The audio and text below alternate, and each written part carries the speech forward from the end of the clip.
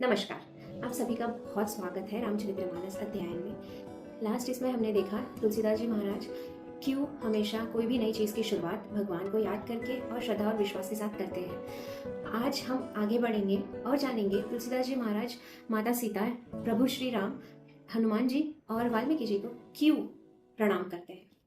आगे बढ़ते हैं। रामचरितमानस प्रथम सोपान बालकांड, चौथा श्लोक। सीताराम गुणग्राम पुण्यारण्य विहारिणौ वंदे विशुद्ध विज्ञानौ कवीश्वर कपीश्वरौ।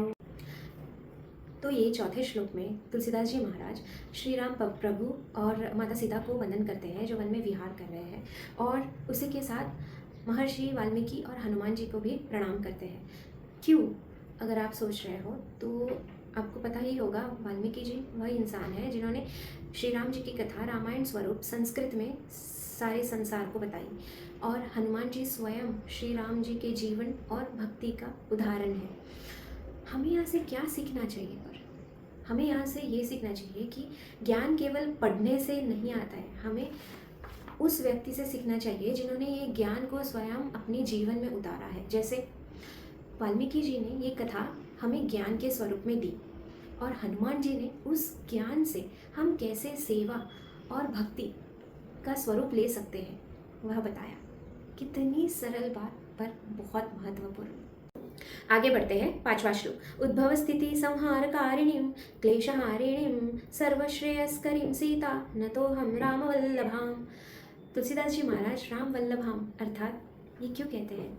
श्री राम जी के प्रिया राम वल्लभा ऐसे बताया गया है, और माता सीता स्वयं कल्याण का स्वरूप यह बताया है।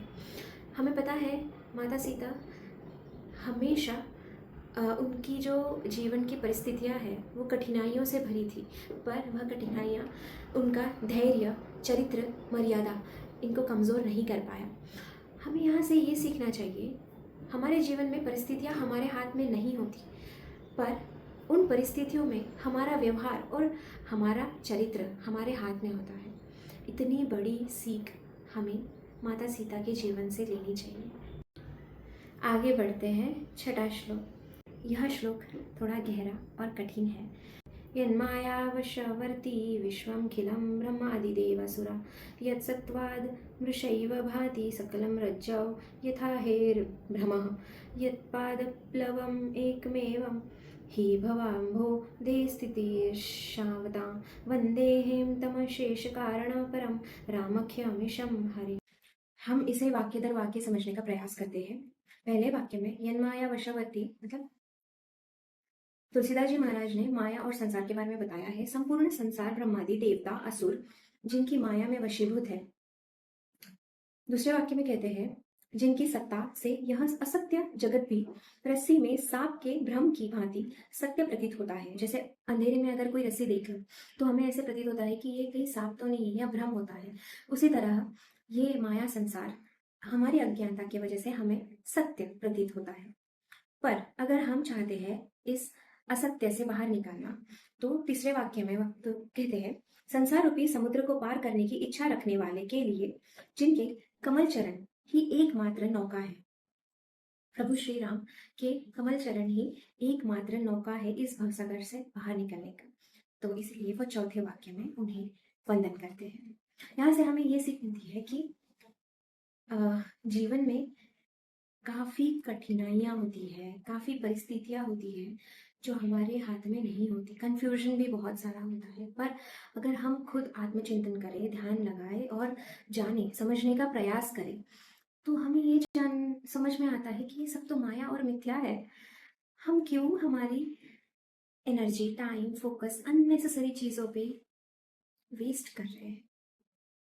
क्या है सच में ये इस टाइम पे इम्पोर्टेंस देना उस चीज़ को चाहिए? अगर हाँ तो ठीक है, अगर नहीं तो जस्ट मूव ऑन।